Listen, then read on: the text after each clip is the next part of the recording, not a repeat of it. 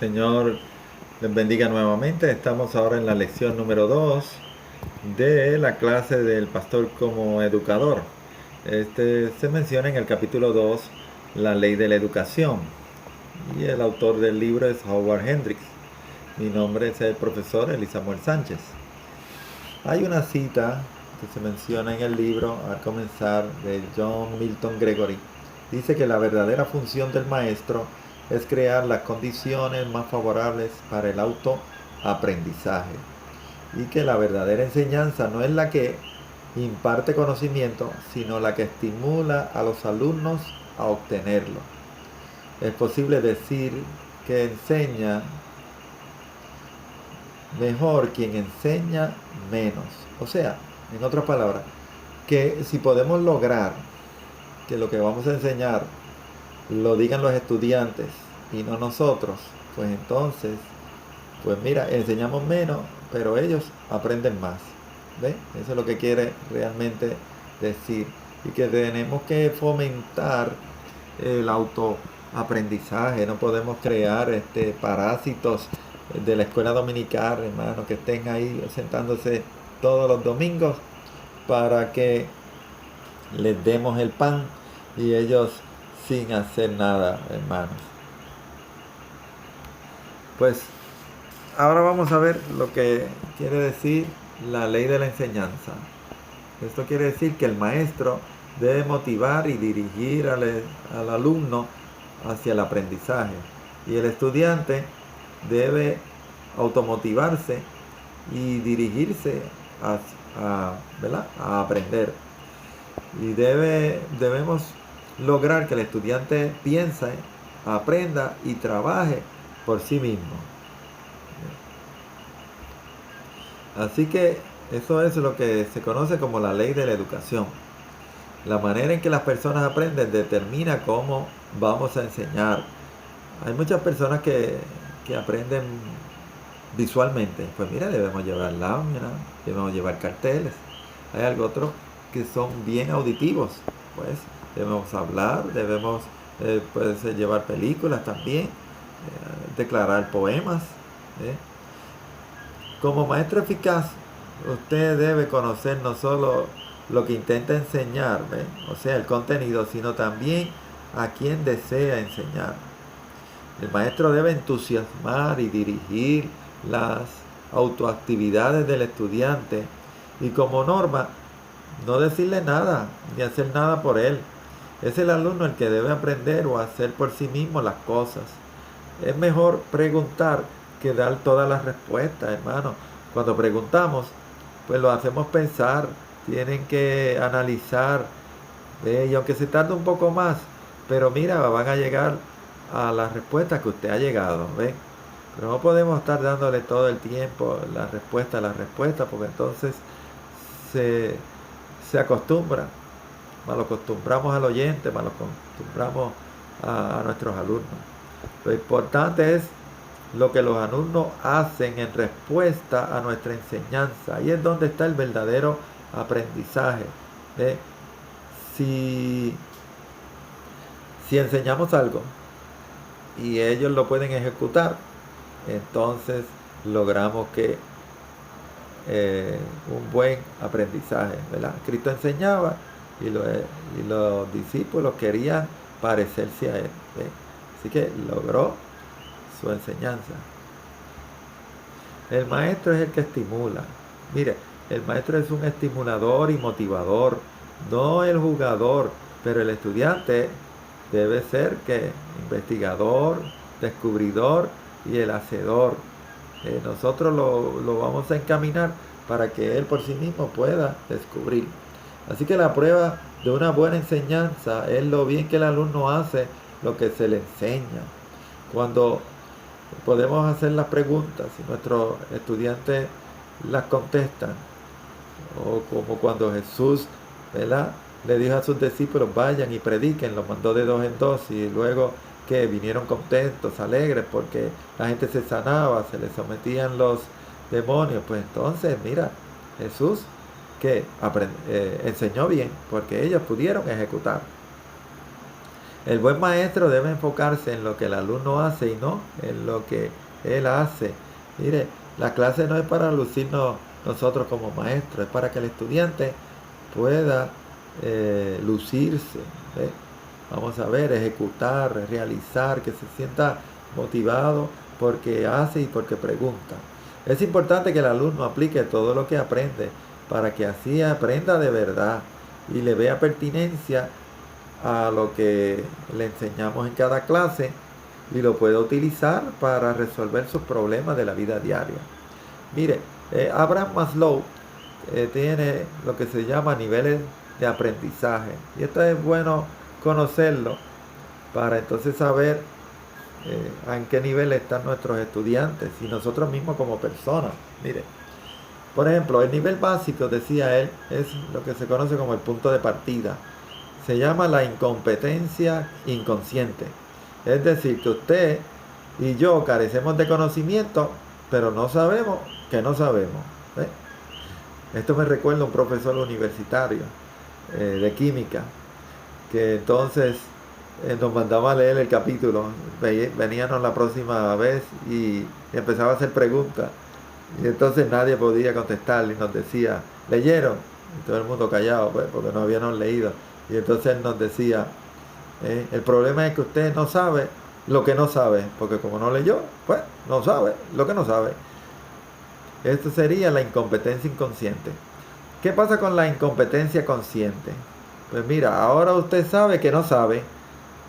Como lo descubrimos porque tratamos de comprenderlo y no podemos. O sea, en otras palabras, leímos el capítulo de la química y después que terminamos, yo no entiendo nada, pero ya sabemos que, digamos, no entendemos los enlaces covalentes, no entendemos cómo se hace el enlace, ¿ve?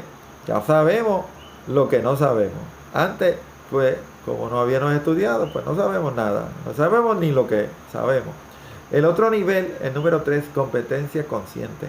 Usted ya ha aprendido, por ejemplo, cuando aprendemos a conducir un auto.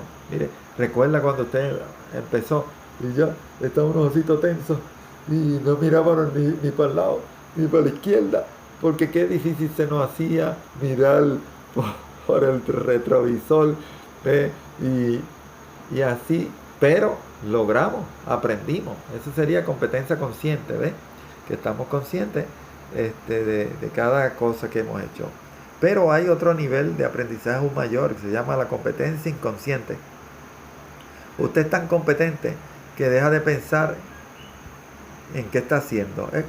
Por ejemplo, después de una persona ya de varios años de experiencia guiando, pues mira, usted abre la puerta, se sienta, se pone el cinturón, prende el carro, los de parking lo pone atrás y ya automáticamente usted mira por el cristal para ver si viene un carro o no, sigue hacia adelante, prende el radio, a veces empieza a cantar, empieza a adorar al Señor, y se olvidó que, pero ya usted sabe, se mantiene en el carril, no choca con el otro, cuando ves cerca el semáforo se para, pero si vamos a ver, usted no está pensando conscientemente todas las cosas, no guía tan tenso como antes, ¿ves?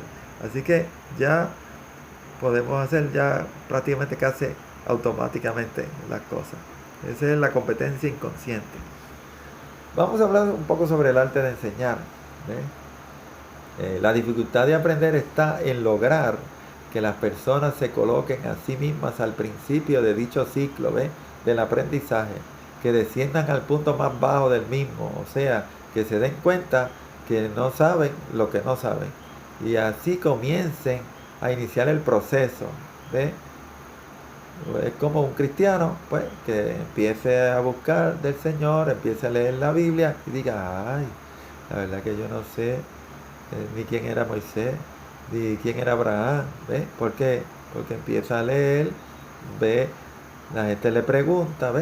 Y entonces empieza a sus niveles de aprendizaje a seguir creciendo. También es importante como maestro que creamos un poco de tensión. Esto es el momento en que descubrimos que no sabemos lo suficiente para resolver el problema, pero si nos enfocamos y esforzamos, lo lograremos. El maestro tiene que tratar de crear esa tensión en el alumno de que él se dé cuenta, oye, esto no lo sé, pero si me esfuerzo, si leo, si hago la lección, si contesto las preguntas, pues ahora voy a saber. ¿Ven? No podemos darle demasiada atención, darle unas preguntas tan y tan difíciles que no pueda hacerla, que entonces en vez de ayudarlo a que estudie, pues se va a echar hacia atrás y le va a coger la apatía y hasta rencor a los maestros y no va a querer ni aprender. Un poquito de luz en esto, ¿ves? Es por eso que cuando oramos a Dios y le decimos que nos haga igual a su Hijo Jesucristo y luego nos ocurren situaciones que nos perturban, debemos reconocer que Dios está contestando nuestras oraciones, ya que Jesús creció por ser obediente, tuvo que pasar y vencer muchas dificultades para llegar nuevamente al cielo. Así que cuando vayas a predicar o a enseñar, debes preguntarte, ¿he pensado en lo que este mensaje va a hacerle a los que me van a escuchar? Debemos pensar eso para entonces encaminar nuestra enseñanza hacia eso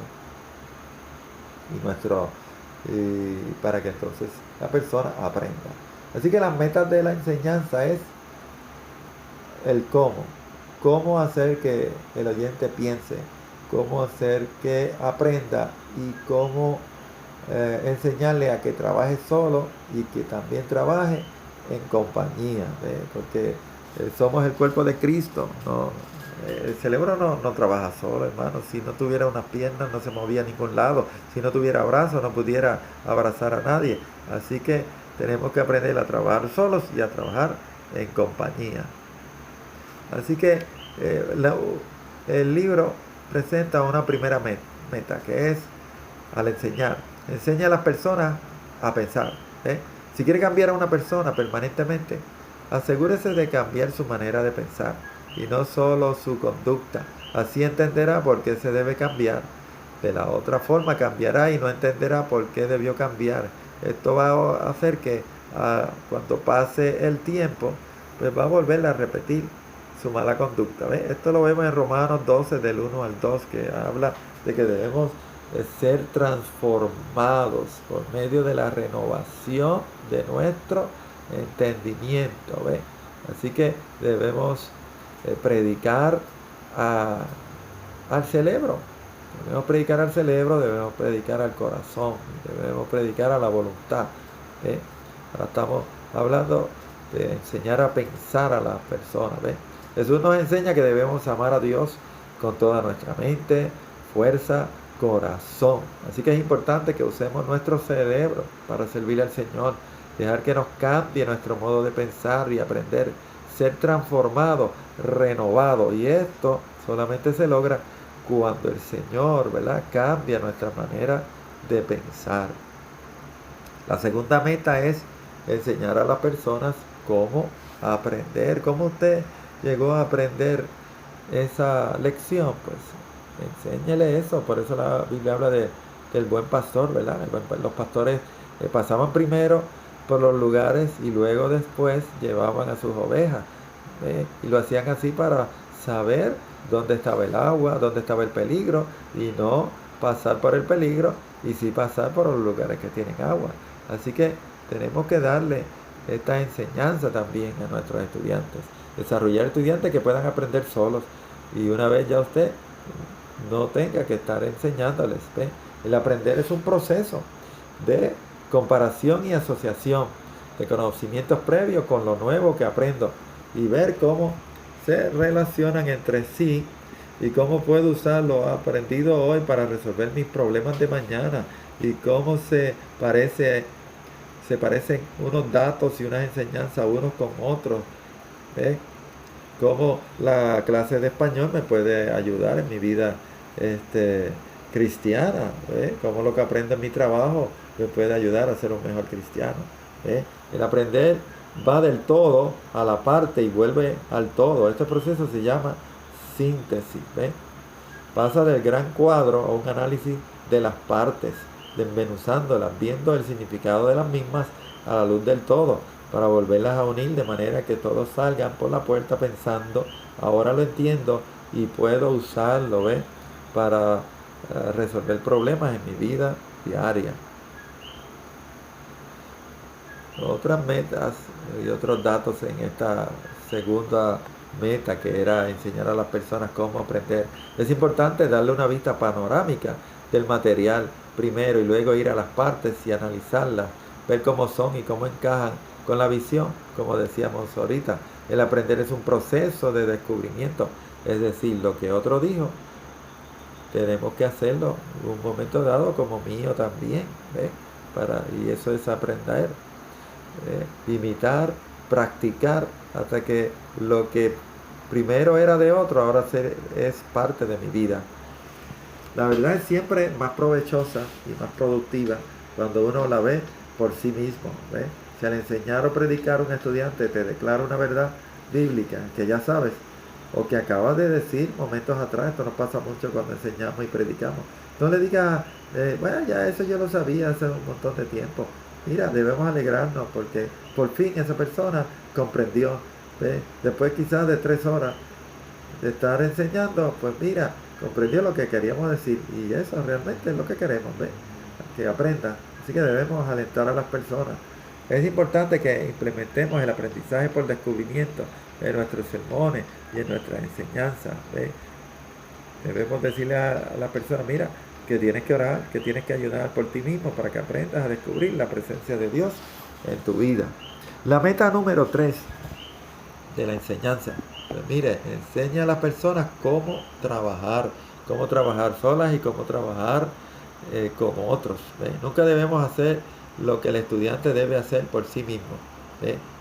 Mira, si usted quiere que aprenda a orar, pues usted no puede orar por su hijo o por su estudiante. Ellos tienen que orar, lo tiene que mandar a orar antes de empezar la clase. No ore usted, mande a los estudiantes. Si así lo hacemos, haremos que nuestros estudiantes estén más capaces y no incapacitados mental, ni un parapléjico pedagógico. ¿Ves? Tenemos que darle participación. El maestro no debe ser uno que conteste todas las preguntas. Debe ser el que haga las preguntas, que ponga a pensar al oyente, cómo lo resuelvo, qué tengo que hacer. ¿Ves? Si hay una duda, pues en vez de contestarla, podemos decir, bueno, ¿cómo podemos resolver la situación que Tomás nos dijo? En vez de uno contestarla, ¿alguien tiene alguna idea de cómo contestar la pregunta de Tomás?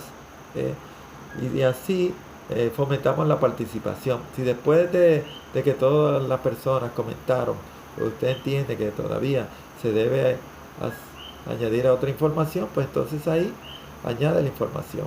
Debemos desarrollar personas que sean autodirigidas, que sean disciplinadas, que hagan lo que hacen porque ellos deciden hacerlo. Debemos pasar más tiempo cuestionando respuestas que contestando preguntas. ¿Ves? Muchas veces podemos decirle, ¿estás seguro de lo que me estás diciendo? ¿Dónde la Biblia dice eso? ¿Ves? Para que entonces se aseguren más. No hacerlo, ¿verdad?, de una forma malsana, sino para que puedan basar sus contestaciones en pasajes bíblicos. ¿Cómo se logran estas 3 metas que acabamos de hablar, verdad? Donde la primera era enseñar a las personas cómo pensar, y la segunda, enseñar a las personas cómo aprender, y la tercera, enseñar a las personas cómo trabajar. Pues mire, algunas personas mencionan, ¿ve? El autor del libro dice que desarrollando 4 habilidades básicas. Primero, todo líder debe leer, debe escribir, debe escuchar y debe hablar. Y una de las cosas que podemos hacer es fomentarle a que cuando se predique, que las personas lleven una libreta y apunten lo que dice el pastor o la pastora o el predicador, que aprendan a escuchar, a tomar nota, no todos los suspiros, sino las cosas importantes, ¿ves? Y que luego pues se las abren a otro o a sí mismo. Pero viendo televisión todos los días no podemos desarrollar estas habilidades. Entiendo que la televisión a veces da malos modelos, quita la creatividad, fomenta la impaciencia, ya que queremos que todo salga tan rápido como lo que vemos, hermano. y nos convertimos en cristianos microondas. Y eso es algo que debemos evitar. Importante para recordar, es importante aprender a escuchar a las personas para así poder aprender de ellas. Denle la oportunidad a sus estudiantes de escribir creativamente sobre los temas tratados y de descubrir cómo se resuelven antes de darle la solución. ¿eh? Y podemos plantearle un problema, repartir un papel y que cada uno diga cómo se soluciona eso. Se comparten luego todas esas respuestas y luego añadimos si entendemos que todavía hay algo que debe añadirse.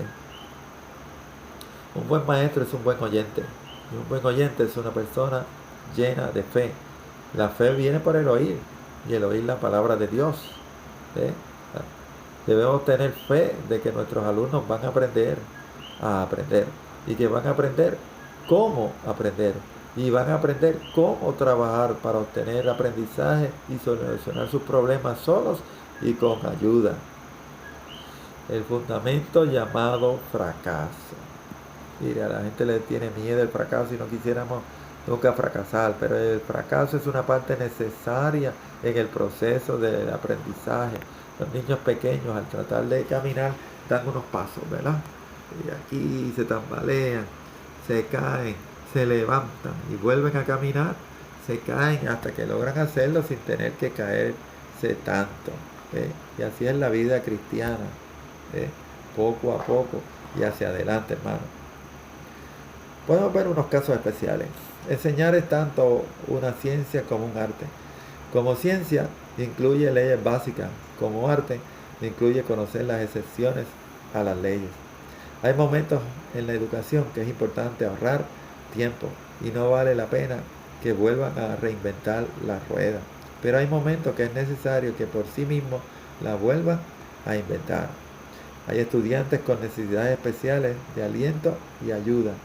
Todos experimentamos el fracaso, pero hay personas que necesitan un apoyo especial para que puedan seguir adelante. Es necesario que el líder o el maestro nos diga, creo en ti, lo puedes lograr. Esas palabras, oigan, me motivan mucho. Por último, una tercera excepción es cuando los estudiantes están tan motivados que reciben todo lo que usted les da y todavía quieren más. Dígale todo lo que pueda y si aún así está sediento, prefiéralo a otro que sepa más que usted y esté a un nivel de crecimiento y dependencia de Dios mayor que usted. En resumen, la segunda ley de la enseñanza, la ley de la educación, afirma que la manera en que las personas aprenden determina la forma en la cual les enseñamos. Si una persona aprende más en la forma de audición, pues debemos utilizar más métodos auditivos. Si la persona aprende más por lo que ve, debemos así utilizarlo. Hay personas que es necesario hacer dramas, porque necesitan envolverse, tener lo que se llama un role play. Pues entonces debemos hacer eso. A algunos son más lógicos, pues debemos entonces utilizar argumentos más lógicos. El aprendizaje ocurre cuando el mismo alumno investiga, descubre y hace lo necesario para lograr el conocimiento. Si logramos que nuestros estudiantes lo hagan por sí mismos, eso no se le va a olvidar. Por lo tanto, el maestro sirve para estimular, motivar y dirigir las actividades del mismo estudiante. El profesor Hendricks nos instruye a no decirle nada al alumno ni hacer nada por él que pueda aprender o hacer por sí mismo. La prueba de la enseñanza es cuando el alumno puede hacer las cosas por sí mismo. No podemos orar por él, no podemos ayunar por ellos, pero sí podemos motivarlos a que oren, ayunen, orar con ellos, ayunar con ellos, para que entonces a través de la práctica pues se perfeccione su aprendizaje y enseñanza. Recuerde, la atención es necesaria para que el alumno se sienta motivado y a aprender. Demasiada atención pues provoca frustración y destruye el deseo de aprender del alumno, porque ve que es demasiado difícil lo que va a hacer y no quiere hacerlo. Casa del aprendizaje, pues, con logros. aprendizaje. Fracaso es igual a fundamento. Se ha dicho que los cristianos no sabemos manejar el fracaso. Lo importante en la vida es ser resiliente, aprender a superar las circunstancias, no empece a los fracasos y problemas que experimentemos. Y ahora, pues usted debe hacer la asignación al próximo examen de la lección número 2. Una vez lo conteste, pues me lo va a mandar a mi correo electrónico elisanchez3737 o lo puede, si lo hace a mano, le saca foto y entonces me lo manda por WhatsApp. Puede sacarle fotos con su nombre a mi teléfono 787-454-0612. Que el Señor te bendiga, que Dios te guarde y hasta la próxima lección número 3.